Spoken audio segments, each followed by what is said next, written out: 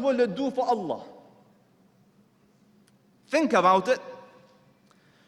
You not believing, what will it do to Allah? I will give you a hadith, bidalil, so you don't think, it's just here. So the Prophet ﷺ tells us in a hadith that Allah Rabbul Izzah says, Ya ibadi, لو أن أولكم وآخركم وإنسكم وجنكم كانوا على أتقى قلب رجل واحد منكم ما زاد ذلك في ملكي شيئا.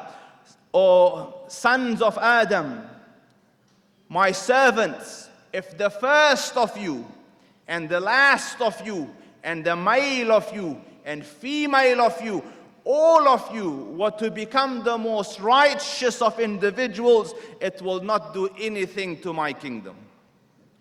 It will not add an iota to me.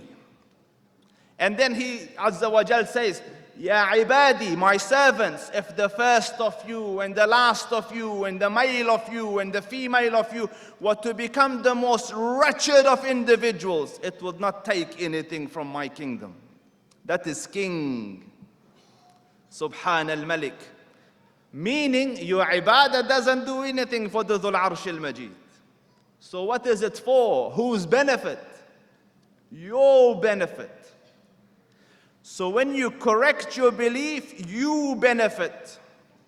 So Allah sent 124,000 prophets because the concept is so important to you and for your goodness and for your comfort and for your salvation of the dunya and the akhirah.